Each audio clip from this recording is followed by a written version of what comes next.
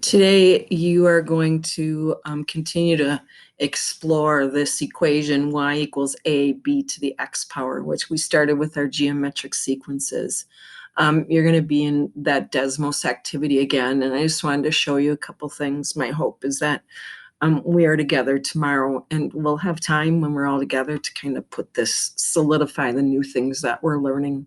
But really the point today is I really want you to be thinking about what does A represent and what does B represent, just like when we were talking in our linear relationships. M had a certain role to it and B had a certain role to it. Now, when we get into y equals ab to the x power, that's going to be our exponential equations. That A and B may mean something different, and that's what we're exploring today. Going back this way, it has you filling out this table. I'm going to just remind you that if I want to, yesterday we've learned something. If it's decreasing, we know something about the multiplier. And we've learned with geometric sequences, if we're finding a multiplier, we can divide, and you're going to want to divide 67.6 by 84.5 to be going backwards. And we always need our zero term. So just a little hint with that one. And then we have another one. Now this just gives you the equation, and I want you to be thinking about, what do you think the 3 represents in this equation, and what does the 4 represent in this equation? Be thinking about our geometric sequences because they were exponential.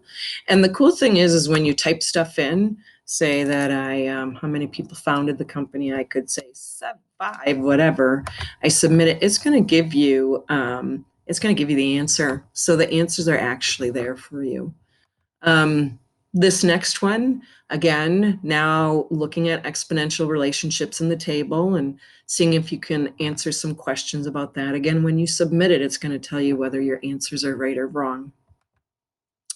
And then goes back to, the expo grow from part B and has you try to write an equation from this story problem.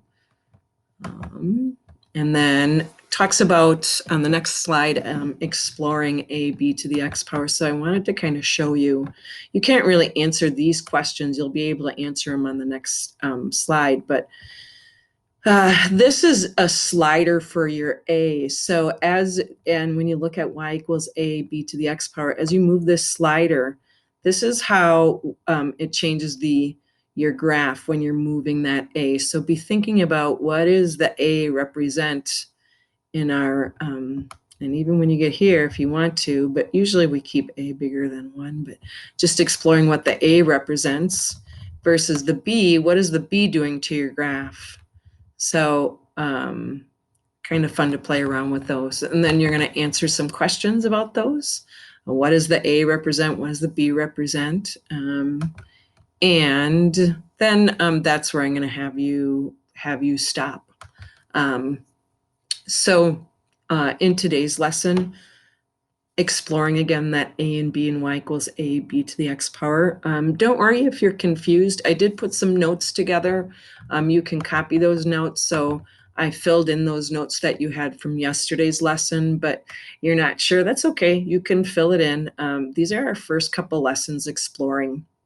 And hopefully on Wednesday, we're going to have a nice long time together. We are with each other for the second elective, which is an hour and a half. So we'll do some activities that will help us explore a little bit this y equals ab to the x power. In that first lesson, we just had a where it was 1. That's why it just has y equals b to the x power. Hopefully that helps. Just do the best you can. And we'll see you soon.